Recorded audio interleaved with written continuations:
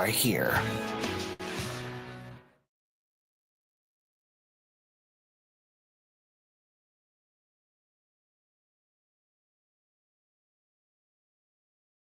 You are listening to Cool FM, live from Cool Studios. This is koolNews Primetime.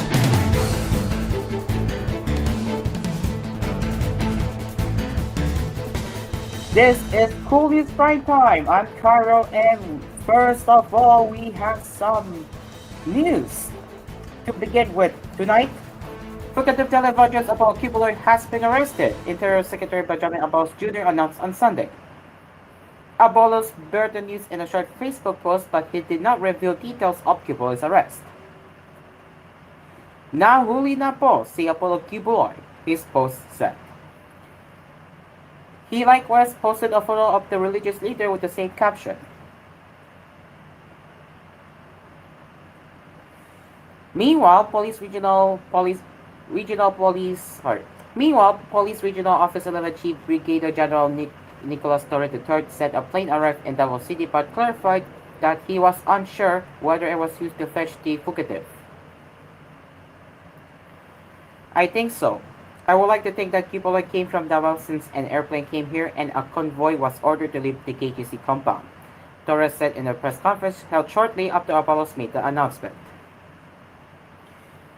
We spotted a C-130 plane that landed at the TOG-11, and after that there was an order to release 9 vehicles from the hangar going to the airport. Our AVSEU unit asked to guide the vehicles towards the plane, he added. Torres likewise thanked Kibuloy for his realization to do the right thing. There's no doubt that he's here. We studied this, but the operation took longer than expected since the error is huge. I'm also thankful for Kibuloy for this realization that this is the right thing to do, he added. A Davao Regional Trial Court ordered the arrest of Kibuloy and his 5 subordinates on April 3. They are facing charges of violating the anti-child abuse law, specifically the provision on sexual abuse of minors and maltreatment. Days later, on April 11, a Pasig City Court also issued a warrant for the arrest of the self-appointed Son of God for qualified human trafficking, a non-bailable offense.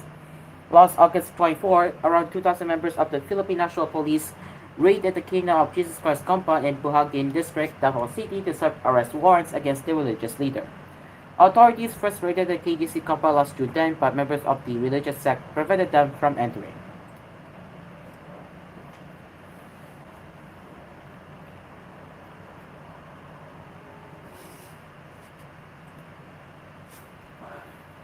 Senator Risa Hontiveros has commended the authorities for the arrest of fugitive televangelist Apollo Kibuloy, whom she said can no longer outrun the law and will not further delay justice. Hontiveros issued the statement on Sunday evening after Interior Secretary Benjamin Abbas Jr. announced that Kibuloy had already been caught by authorities. You will pay, Apollo Kibuloy. You cannot outrun the law. You will not further delay justice. Victim survivors are now a step closer to justice. Thank you for the coverage to tell the truth, the senator said. We commend our law enforcement agencies for their tireless efforts and dedication despite Kibuloy's tactics, she added. Meanwhile, Hontiveros said that the Senate will continue its investigation to end the abuses against the most vulnerable in society. The days of people like them ruling, defying the law, and abusing women, youth, and our fellow Filipinos are numbered, she added. Abalos earlier announced the arrest of Kibuloy but did not provide further details.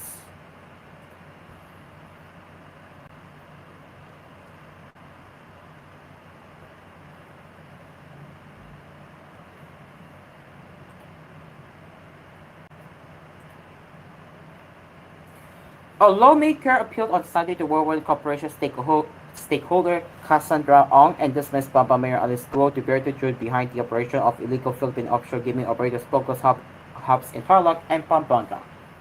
House Senator Deputy Speaker Aurelio Gonzalez Jr. made the appeal in a statement for the sake of the country. Alice Guo and Cassandra Ong are claiming they are Filipinos. If this is true, they owe it to our country to speak up and reveal all they know about these underground focus that flourished during the past administration, Gonzalez said in a statement. The former mayor faces charges of qualified human trafficking and money laundering. She is also wanted by the Senate for failing to attend its hearings. Guo was arrested by authorities in Indonesia and was repatriated to the Philippines on September 6. She is expected to attend the Senate panel on women's prop on her alleged ties to Pogo on September 9. Meanwhile, Ong is under the lower chamber's detention and has testified before the court committee looking into illegal pogos, dangerous drugs, and extrajudicial killings committed during the previous administration's brutal war on drugs. Citing what happened during the hearing, Gonzalez said that Ong's blood pressure has become unstable, prompting the lower chamber's medical staff to bring her to the hospital. Ong must be under a lot of pressure from those behind illegal pogos. A person who is telling the truth is usually relief of pressure, stress, and anxiety. The truth sets him or her free. This was not the case with Miss Ong. She must be keeping a lot of things from us, he said. Why would your blood pressure be unstable if you're telling the truth? Gonzalez asked. In the previous hearing, Ong claimed to hold a 58% stake in the corporation that owns the property where 46 buildings are mentioned and other structures were built for a POGO operator also known as the Lucky Sword 99. Although she admitted to being the representative of the POGO hub, she denied involvement in its operations.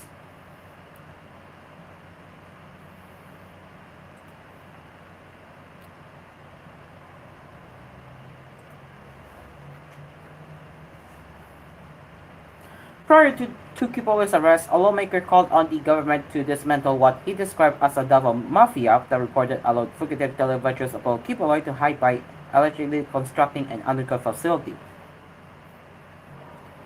Manila 2nd District Representative Rolando Valerano, head of the Metro Manila Development Committee of the Lower Chamber, said authorities should uproot his mafia-like system among Davao City's government and private office. Those underground facilities could not have been built without the acts of commission and omission of government offices, private entities, and individuals, Valeriano said. There should be a thorough inventory of guns, ammunition, explosives, and dangerous chemicals in the possession of individuals in Davao City. Any and all illegal Philippine offshore gaming operators POGO and fake PBOs in Davao City must be raided and dismantled, he added.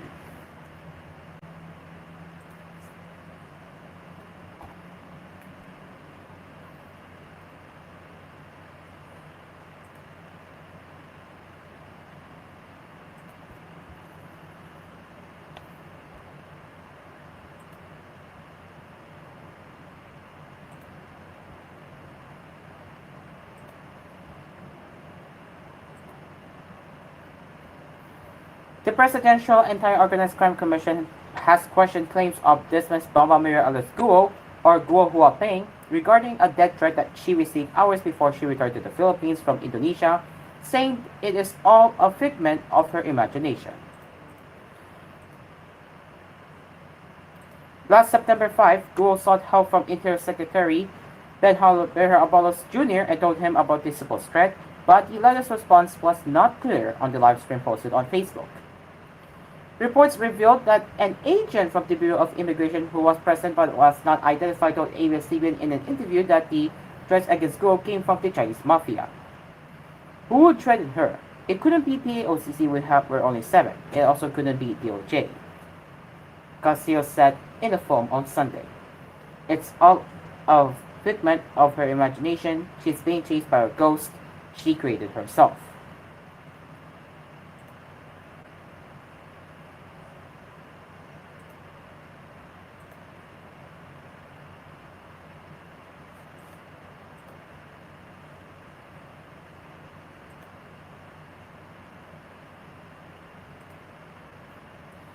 And Wesley Guo, sibling of dismissed Bamba Mayor Alice Guo, is not yet charged of any criminal complaints, the Presidential Anti-Organized Crime Commission clarified on Sunday. PEOCC spokesperson Winston Casio said that only the former mayor, her companions Sheila Guo and Casera Ong, her supposed parents, among others, are facing various charges. They have not filed any case against Wesley yet. Only Sheila and Alice, their supposed parents, and the aunt of Sheila are facing complaints. But Wesley has no case, Casio disclosed in a press conference. Last September 5, attorney Stephen David, the Guo's legal counsel, revealed Wesley's intention to surrender to authorities. David, however, refused to disclose additional details, citing client and lawyer privileges. David added that Wesley no longer sees the essence of hiding, adding that he told his client there's no need to hide. Pressed to elaborate if he's coordinating Wesley's surrender, David said it is being processed. Based on reports, Wesley was identified as Casera Ong's boyfriend. Ong is an incorporator of Forward Corporation, which leased land to Lucky Star 99, a Philippine offshore gaming operator that was raided in Pampanga last June. Earlier, the National Bureau of Investigation revealed that Chinese national Guo Xiangdian and Wesley are the same person. He arrived in the country in 1999. Although there were no existing criminal charges against him, Wesley has an outstanding arrest order from the upper chamber for refusing to appear despite due notice before the Committee on Women's hearing on July 10. Guo, along with others, is facing a qualified human trafficking complaint filed by the Philippine National Police Criminal Investigation and Detection Group and the PAOCC before the Department of Justice last June 21. It is now 9:11 in the evening, and we will return with more headlines right here on koolNews Primetime. Stick around, we will be right back.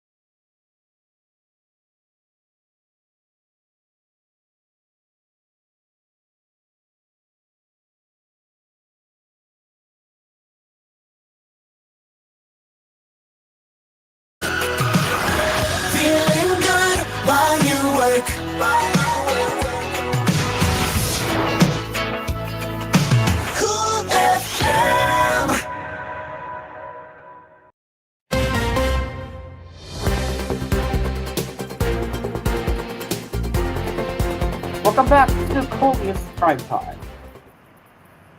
Thousands of Makati City residents have benefited from its program, offering free maintenance medicine since 2017, according to its mayor Abby Binay. Binay said the city government has invested over 8 billion pesos in the program, which began during her first term. In 2017, the program served 460,155 patients, which increased to 621,391 by 2018, then grew to 760,949 patients in 2019. Despite a slight decrease in 2020 and 2021 due to the pandemic, with 389,206 and 333,296 patients, the numbers rebounded to 408,936 in 2022, per statement issued on Sunday said. In 2023, the program served 680,966 patients, and from June to July 2024, it has already served 224,604 patients. It added.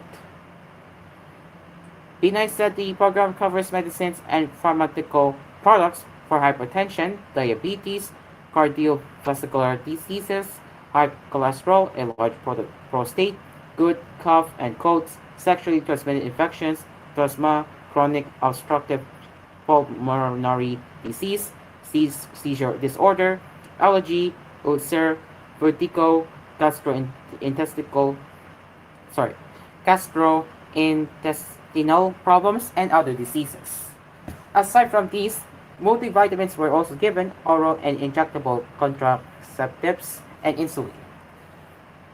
Our focus has always been accessible healthcare for all.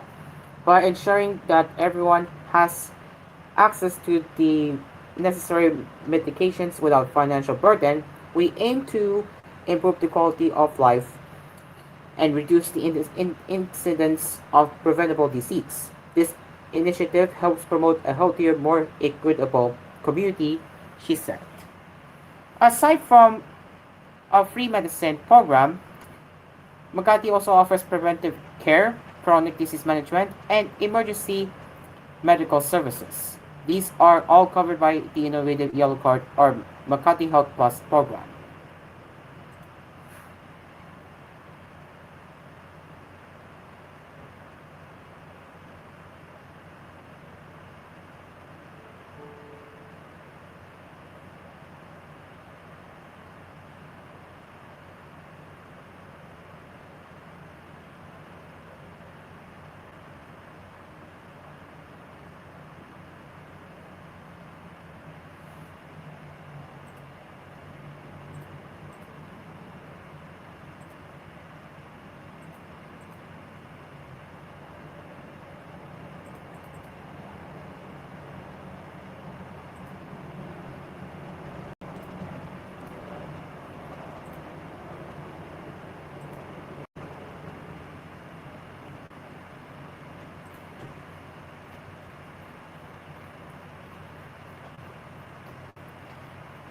Time to get into the headlines from around the world as when Pope Francis becomes the first pontiff to visit an independent East Timor, he will confront allergy beset by child abuse scandals that have largely ignored by the deeply Catholic country's freedom heroes. Cases include Nobel-winning Bishop Carlos Ximenez Balo, who helped Asia's youngest nation free itself from Indonesian occupation, but who the Vatican secretly punished over claims he had sexually abused young children for decades. There are calls for the 87-year-old pontiff to speak out on child abuse when he lands in the former Portuguese colony Monday as part of his Asia-Pacific tour. We ask Your Holiness to encourage the leaders and the people of Timor-Leste to take more effective measures to prevent sexual abuse, the Timor-Leste NGO formed a civil society coalition wrote in a letter Wednesday to Francis. BishopAccountability.org, a documentation centered on Catholic Church abuse, also called on the Vatican's Sexual Abuse Commission chief, Cardinal Sin O'Malley, to urge Francis to be the victim's champion on his visit. Catholic majority East Timor is one of the many countries that has suffered the global scourge of child abuse by members of the allergy long veiled in secrecy. In 2002, Pope John Paul II accepted the abrupt resignation of Bishop Bello, then the head of East Timor's church, who shared the Nobel Peace Prize in 1996. The Vatican said it was for health reasons but did not explain further. It then permitted him to be sent to Mozambique as a missionary where he worked with children before he moved to Portugal. The Vatican secretly sanctioned the bishop in 2020 after claims he sexually abused underage boys over the 20-year period up to 2002. It also banned Balo from any contract with children or with East Timor, conditions it said he formally accepted.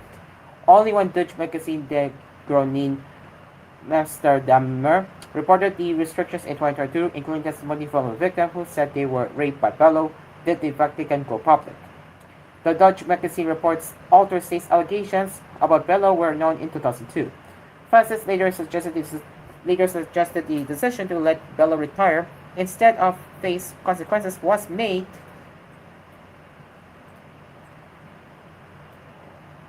when attitudes were different. The bishop had won the Nobel Prize for his defense of human rights during the Indonesian occupation, which lasted more than 2 decades. He is revered at home for sheltering young demonstrators and saving their lives. It has helped him retain strong support among the country's 1.3 million people, of which 98% are Catholic. We feel we have lost him. We miss him, Maria Dadi, East Timor National Youth Council President, told AFP. Because after all, he really contributed to the struggle of Timor-Leste.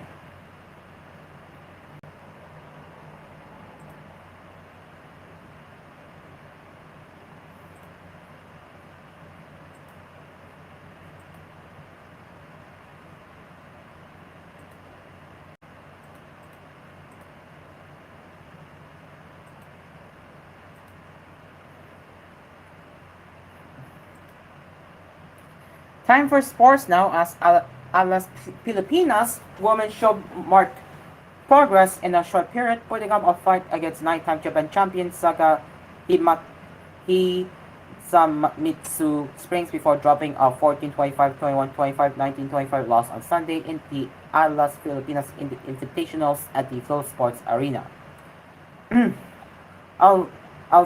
Elsa Solomon came up with 2 crucial points in an impressive run that put Alas Filipinas women ahead 16-12 in the second set. Ila Yure, Fifi Sharma, and Benny Gandler also had a hand in the intense offense stretch that drew huge cheers from the appreciative Sunday crowd.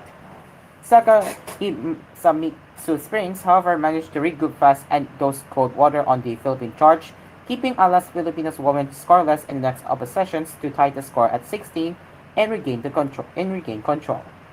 Mika Yoshitake, the 21-year-old opposite hitter, showed the way for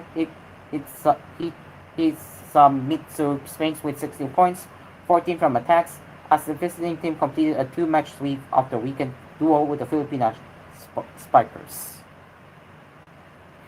Agin Kitamoto, age 20, delivered 9 points all on attacks as 25-year-old Sate Nakajima scored 9, including 7 on attacks. Alas Filipinas woman coach Jorge Souza de Brito said he was pleased with the performance, noting that the numbers do not matter at this stage. It's good for us, said de Brito, who steered Alas Filipinas women to bronze and medal finishes in the Southeast Asian V-League last month. We need to give exposure to all of them. We need more matches at this level. We need international level play since we're the national team. Team captain John Cantindic was also all smiles despite the back-to-back losses, stressing that the matches are an important part of the preparations for future events such as the Southeast Asian Games in Thailand. It's important that we do well ahead of other events as we look forward to the CEA Games, said Cantindic.